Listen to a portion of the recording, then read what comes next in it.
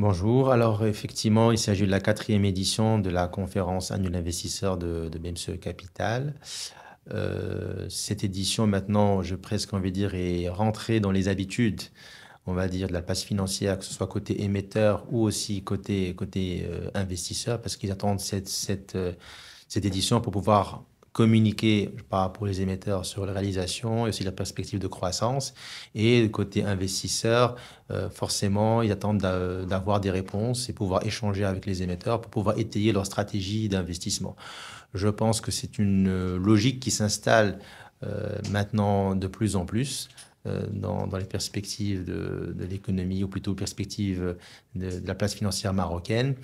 Il y a il y a effectivement la volonté aussi d'intégrer davantage d'émetteurs que je qualifierais de régionaux, que ce soit la Tunisie, la zone de l'UEMOA, peut-être même d'autres émetteurs, à l'aune de la nouvelle loi qui devrait sortir, notamment la loi des OPCVM, qui pourrait éventuellement autoriser d'ouvrir, je dirais, l'univers d'investissement au-delà du Maroc. Et bon, je pense que les marchés les plus proches et les plus frères par rapport au marché marocain, ce sont ces marchés-là. Et c'est intéressant aussi de pouvoir les inviter pour qu'eux aussi puissent côtoyer un peu les investisseurs marocains, les émetteurs marocains aussi, et qu'il y ait une plateforme d'échange, qu'on puisse se nourrir de part et d'autre des expériences de tout un chacun et pouvoir se familiariser avec ces marchés qui ne sont pas si loin d'une autre, hein, voilà, d'un point de vue géographique, mais aussi d'un point de vue, je dirais, culturel. Alors, il n'y a pas tant que ça un objectif quantitatif, parce que bon, on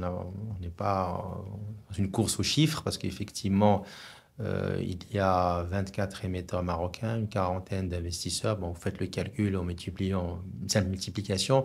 C'est pas le but, mais surtout de pouvoir mesurer l'impact auprès des investisseurs. C'est-à-dire l'idée, c'est que ce qu'on espère en tout cas, c'est que les émetteurs puissent apporter un éclairage sur leur réalisation et pour pouvoir étayer justement je dirais les stratégies d'investissement de nos investisseurs globaux. C'est vraiment ça un peu l'idée, mais aussi dans l'autre versant, c'est que les émetteurs maintenant échangent avec les investisseurs et comprennent un petit peu où est-ce qu'ils mettent le curseur et qu'est-ce qu'ils regardent le plus.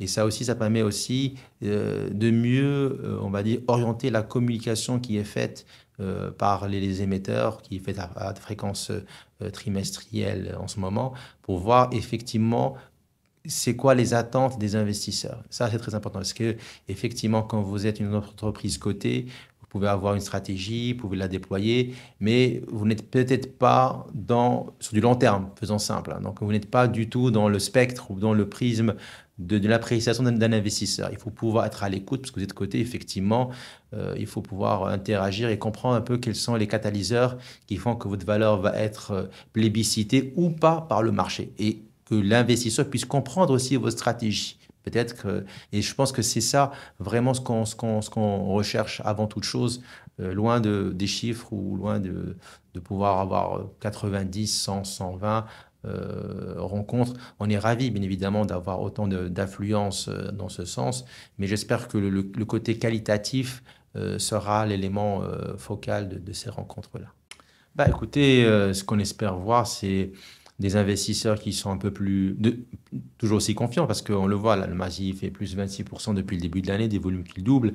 On ne peut pas dire qu'il n'y a pas de confiance. Blacks, on est sur une tendance extrêmement positive, mais je pense que de telles rencontres, de telles plateformes d'échange vont pouvoir conforter justement ces tendances-là pour qu'elles puissent perdurer dans le temps et nourrir justement d'autres ambitions par la suite.